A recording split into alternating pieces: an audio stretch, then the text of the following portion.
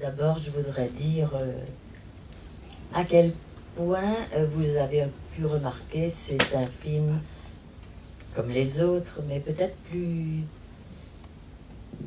facile d'une certaine façon, même s'il est assez difficile encore et qu'il faudra sans doute le voir maintes et maintes fois pour totalement le comprendre, mais un film, je dirais, extrêmement construit, extrêmement bien filmé, superbe image du désert, on l'a jamais vu aussi beau et vivant, je pense, aussi plein d'arbres, de petites pousses, de papa, ce désert Sahara, quoi. Donc belles images, entre voix et images, manifestement quelque chose se passe. Et pour cette construction, je vais juste prendre un exemple. Vous voyez un moment, je crois que c'est avec Ruth, on arrive dans un jardin. Je poserai une question sur pourquoi la marche. J'ai essayé d'interpréter pour moi le mouvement vivant au fond de la marche, mais en même temps quand même, pourquoi la marche? C'était jamais comme cela d'habitude. Hein? Bon. Alors, maintenant, non. Alors, vous voyez Ruth, on voit le jardin, on voit tout d'un coup une toute petite lucarne ouverte, et puis immédiatement après, une porte avec un verrou, comme dans l'affiche. Et plus tard, on aura un tableau avec un verrou et un commentaire. Et rien que cela montre cet enlacement constant des constructions des films de Norita Vive. Donc je pourrais donner d'autres exemples, mais j'irai vite. Et on pourrait aussi regarder la différence entre l'annonce et l'annonciation, puisque dans le christianisme, à part Claudel, l'annonce faite à Marie. C'est le terme annonciation qui est le plus utilisé. Cette fois, sept femmes comme les 7 jours de la création. Et on a affaire à une création, à une incarnation. Et vraiment tout à fait intéressant cette fécondation. Pendant le film, m'est revenue une phrase de Danet, Serge Danet, qui, quand il interrogeait des cinéastes, leur disait toujours « Pourquoi filmez-vous ? Pourquoi filmez-vous ?» Et très souvent, c'était sans réponse, comme si ça ne pouvait pas se dire, cette représentation. Et un jour, Barbert Schroeder lui a répondu pour en savoir plus. Et moi, je me disais qu'on vient voir tes films aussi pour en savoir plus. Et en même temps, cette construction qui s'achève par Barbara Cassin. Bon, moi, je suis très fascinée par Idole et Icône, puisque je suis aussi sémiologue et que je travaille sur les images. Mais plus private, plus privé, une autre chose m'a beaucoup plu. Pendant mon analyse, je disais constamment à mon analyste que absolument j'étais sûre que Fœtus, j'avais entendu. Et je ne dirais pas quoi. Et lui, manifestement, je ne le voyais pas, mais j'entendais qu'il n'y pensait absolument pas, il n'y croyait pas. Mais comme je suis aussi linguiste, et que je travaillais à l'Institut de phonétique, j'étais très attentive à tout ce qu'il cherchait. Et un jour, j'ai entendu Tomatis. Et Tomatis faisait entendre à des bébés en souffrance la voix de la mère filtrée. Et il démontrait que les bébés avaient entendu la voix de la mère. Et maintenant, c'est un truisme. Alors, vous voyez, ça se passe il y a à peu près 40 ans, ce que je raconte. Donc, ça aussi, c'était très émouvant. Et évidemment, Barbara Cassin, parce que je disais tout à l'heure à Jean-Jacques, si tu me présentes, tu peux dire païenne. Je suis profondément païenne, bien que toute mon enfance ait été bercée de la grand-mère et de la mère, puisque je m'appelle Anne-Marie. Et ça aussi, c'est quelque chose qui était très très beau dans ce travail, c'est le travail avec les prénoms, avec les biographies des femmes. C'est-à-dire que c'est un film de savoir, toutes ces femmes sont des savantes, des intellectuelles, et en même temps ce sont des femmes. Et c'est leur biographie qui intervient. Je crois que c'est pourquoi ce film est encore plus émouvant que les autres. Et pourtant tu sais que j'ai beaucoup travaillé. Tous les autres, un peu moins celui-là, bien sûr, il faudra le voir et revoir. Barbaroche, celle qui n'est pas entendue, et là qui parle si magnifiquement du poème, des mensonges, et du coup, comme toujours, ta construction, tu finis sur quelque chose qui recommence, puisque le film s'ouvre avec le grec, finit avec le grec, les Grecs, le paganisme, le polythéisme, et cette rencontre de l'autre, de l'altérité qui peut chaque fois être divine ou diable, et qui est prononcée par Barbara Cassin au bord de la mer. J'ai dit tout à l'heure, magnifique image du désert, mais magnifique image aussi de la mer, et je ne vais pas le retrouver, mais je vais essayer de le savoir par cœur. Évidemment, puisque tu finis par l'infini, ça m'a fait penser à Valérie. La mer, toujours recommencer, aux récompenses après une pensée, qu'un long regard sur le calme des dieux.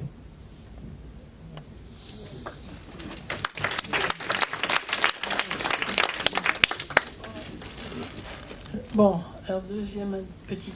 Alors, comme Jean-Jacques Moscovitz a décidé que ce que moi j'appelais au début notre ciné-club, parce qu'on était là, il y avait des copains qui venaient, ou des gens qu'on ne connaissait pas, et puis après, le film, on discutait entre nous comme ça, mais c'est devenu un séminaire de psychanalyse, alors c'est sérieux, donc il faut dire des choses sérieuses. Moi aussi, j'ai travaillé un peu beaucoup sur ce film, qui m'a, comme tous les films de Nourit, touché profondément, et sans que je sache pourquoi.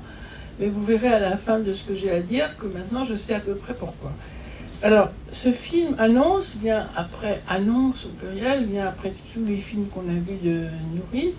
Mais là, c'est pas pareil parce qu'il s'agit de l'annonce dans les trois monothéismes, on l'a vu, dans les différents monothéismes, mais aussi de l'annonciation dans la religion chrétienne. Bon.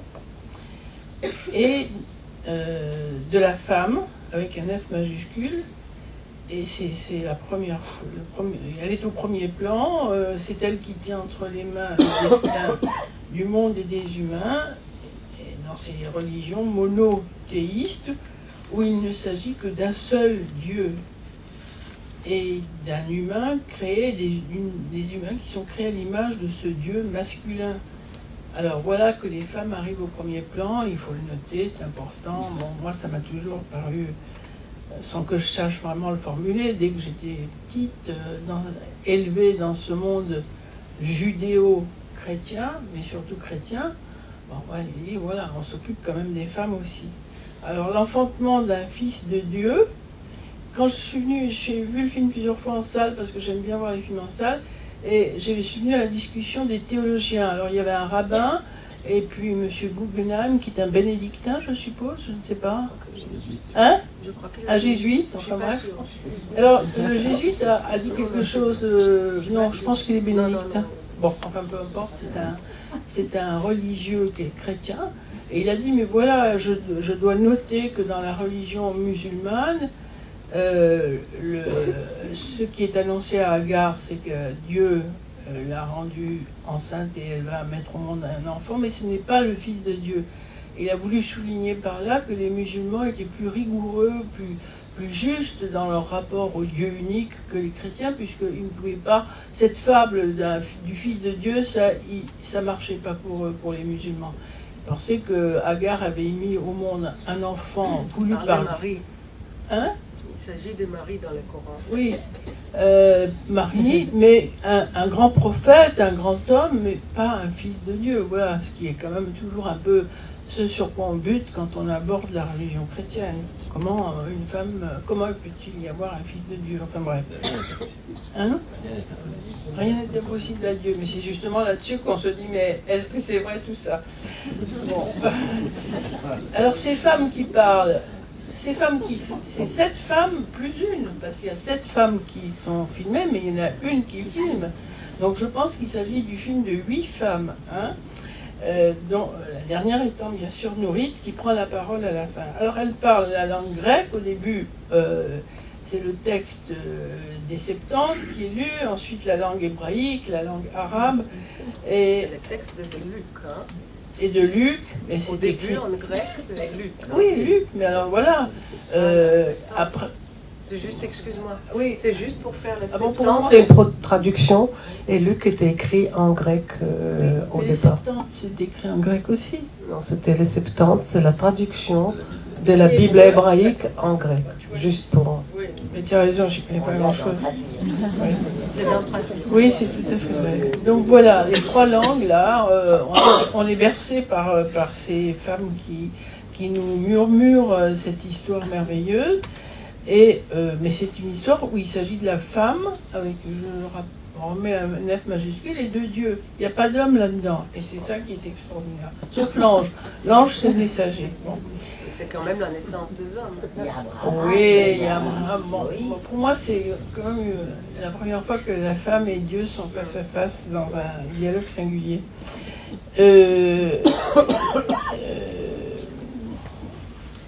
Bon, chacune des femmes nous dit à sa manière ce que cette annonciation a eu comme effet dans son existence. Et ça, c'est absolument formidable.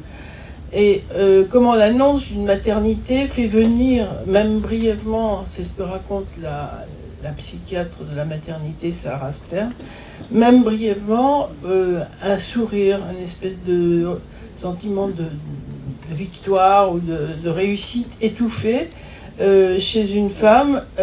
Et ça, c'est vraiment quelque chose qu'on peut très bien entendre quand on reçoit des femmes qui sont stériles et qui tout d'un coup, ont la chance, après peut-être une interprétation délibrante, de concevoir un enfant.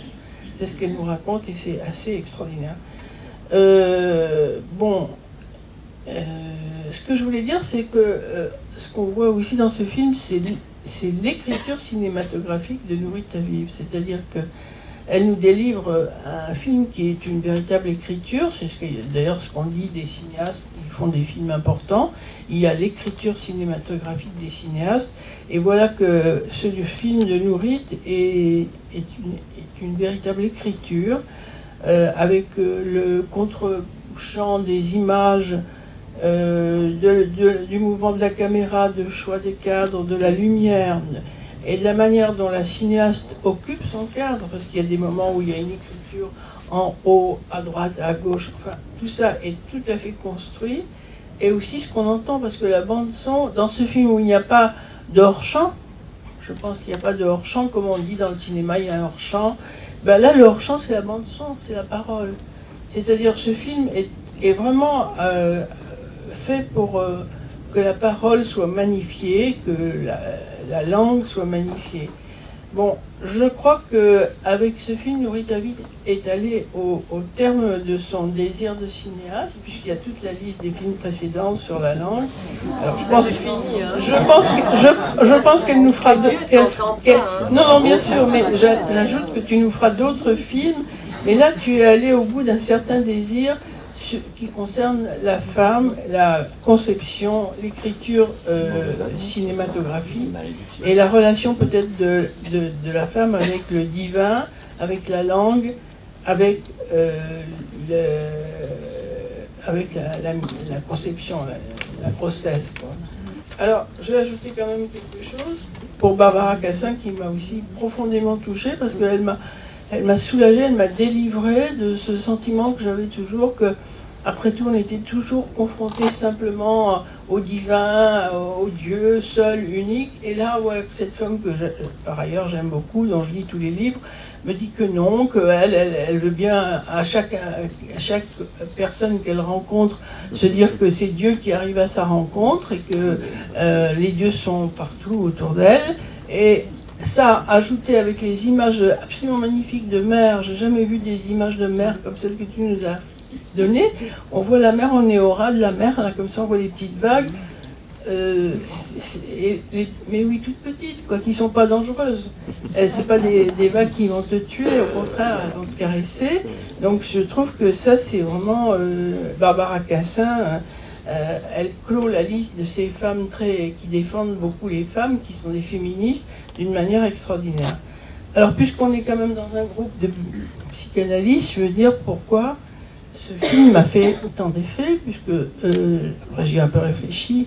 Alors deux choses. La première, c'est que quand j'étais enfant moi-même, il y a dans l'écriture de ce film, c'est merveilleux, cette idée géniale de montrer les trois photos d'enfants tout petits, grandissants, et puis encore adolescentes, et puis enfin le visage d'une femme qui n'est pas un visage d'une femme jeune et rayonnante, qui est une femme déjà marquée avec des rides, qui est une femme mûre, qui est une mère, qui est enfin une femme dans la plénitude de son âge, si je puis dire. Et voilà. Alors, quand j'avais l'âge des petites filles, là, moi, c'était la guerre, et je l'ai cachée dans un couvent parmi des religieuses chrétiennes, qui m'ont d'ailleurs sauvée, moi et mes sœurs, et je voyais, je sais après coup pourquoi les images, les peintures de l'Annonciation me faisaient un effet très bénéfique, très apaisant, dans toute cette histoire de religion dans laquelle j'étais complètement en conflit, même si je ne savais pas quel était le conflit, mais je voyais que ce n'était pas mon truc quand même. Je voyais cette mère, cette femme qui allait être mère, cette Marie, cette jeune fille comme moi, enfin je n'étais pas encore jeune fille, qui reçoit cette annonce et qui est complètement détendue, calme, rassurée. Et je dois dire que les images d'Annonciation étaient pour moi un vrai bonheur. Elles me tranquillisaient, d'autant que la jeune fille dont il était question portait le même nom que moi. Car moi, quand je suis née, je m'appelais Myriam, mais très vite, l'officier d'état civil a dit que Myriam, non, mais on m'a inscrit sous le nom de Maria ou de Marie ou peu importe.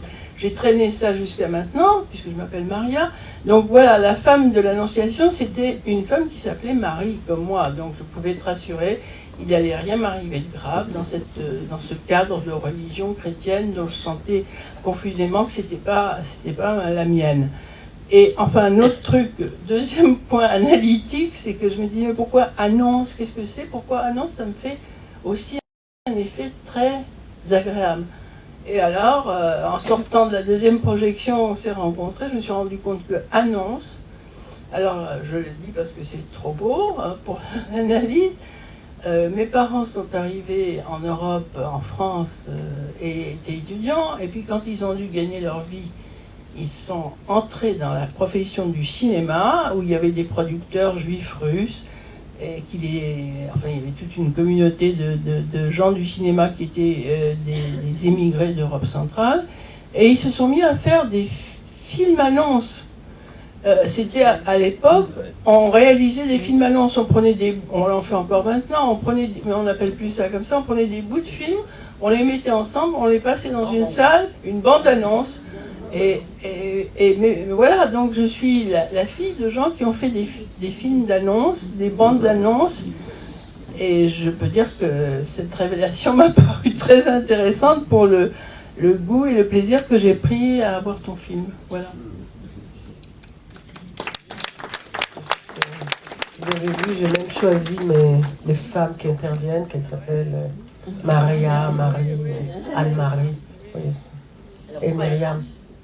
Pourquoi elle marche? Mais peut-être toi tu veux parler avant. Oui, je veux bien parler avant. Moi je m'appelle pas Marie. Je m'appelle Jacob.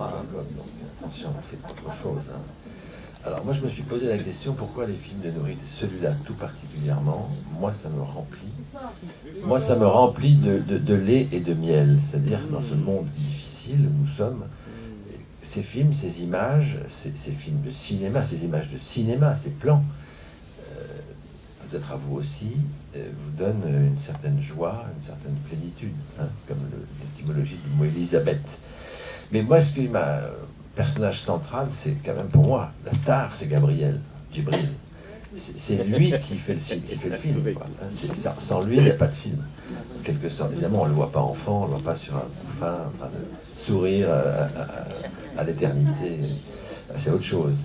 C'est autre chose. Alors, c'est tout à fait formidable ce que dit, je crois que c'est Ruth Cohen, qui dit la voix, c'est comme un ventre maternel. Avant la lumière, que la lumière soit la lumière, encore faut-il que ça ait été prononcé, proféré par une voix qui est là depuis toujours, qui nous englobe de façon maternelle. Et c'est ça, moi, qui m'a beaucoup intéressé. Alors, j'ai suivi, du coup, dans cette projection-là, cette fois-là, aujourd'hui, parce que je l'avais déjà vu, j'ai étudié aussi le texte, bon, à savoir, suivre la question du masculin, précisément. C'est vrai qu'il y a Djibril, il y a Gabriel, Avec Mahomet, quand même, il y a du mec, là, je vais dire le contraire. Et, bien sûr, j'y arrive.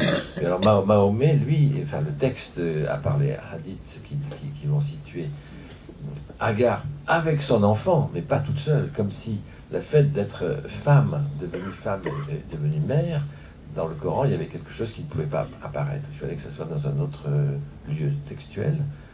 Et évidemment, Moïse. Alors, Moïse, c'est toute la question dite par Pédaya, qui est absolument formidable, ce qu'elle raconte sur l'étymologie du mot enfin mère. Et ça, c'est assez extraordinaire. Mais alors, puisqu'on est à se confier des choses privées comme ça, moi, je vais vous en donner une. Because on habitait dans une ville en province, de telle sorte que les parents nous ont mis, mon frère aîné et moi, dans l'école Saint-Joseph. Où Saint-Joseph, il y avait évidemment la Marie, comme ça, l'image de Marie superbe. Et j'étais extrêmement amoureux de cette Vierge, cette Marie. Mais vraiment.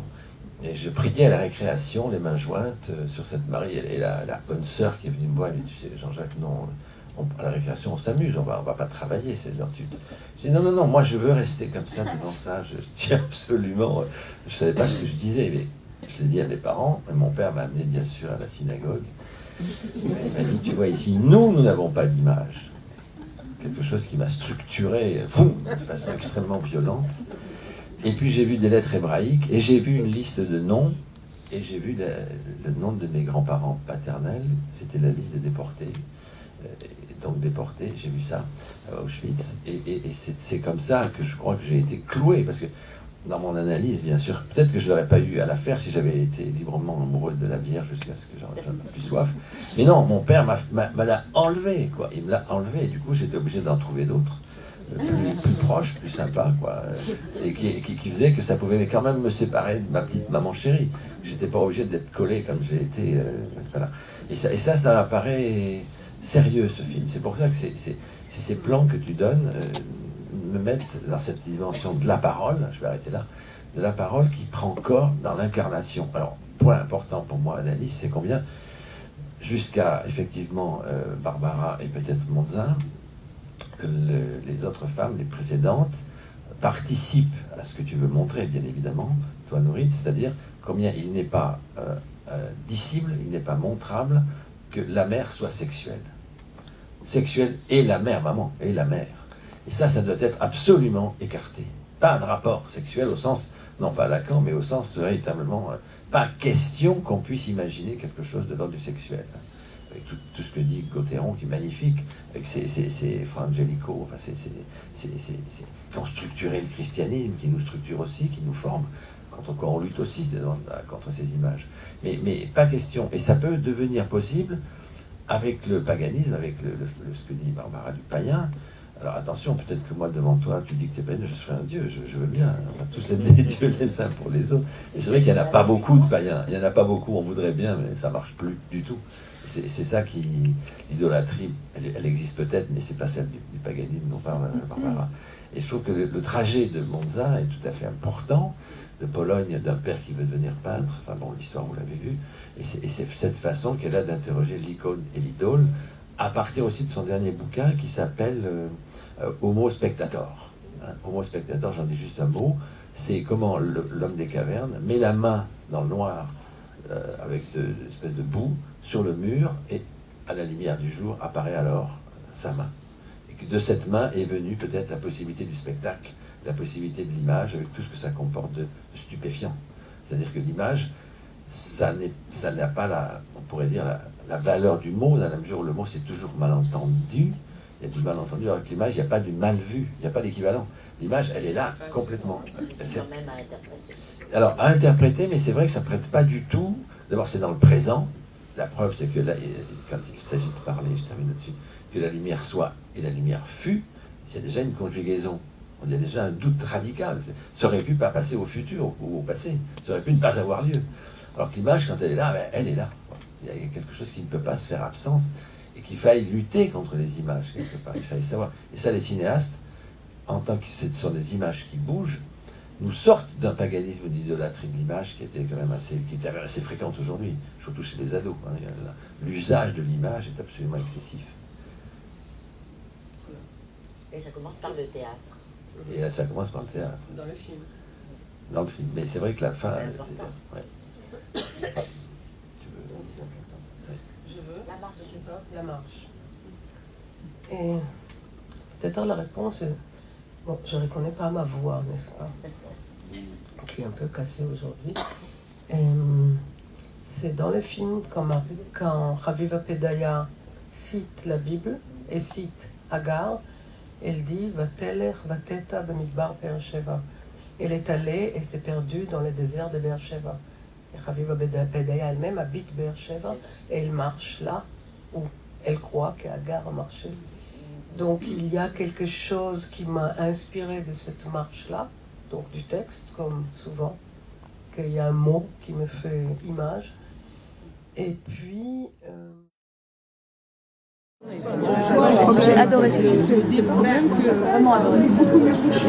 Oui, pour plein de raisons. Moi, ce qui m'a touché le plus, c'est les interventions après, où chacun d'entre nous a parlé de soi. C'est vraiment un effet de transfert, ce film. C'est vraiment un film incarné, quoi. Il appelle le fait de parler de soi. Donc elle réussit quelque chose de particulier, c'est que la voix devient une image. Et je pense que l'enfant, le tout petit nourrisson, hallucine. Il est obligé d'halluciner sa mère à partir de la voix. C'est un peu ça le stade de miroir. Pour moi, c'est ça. La voix.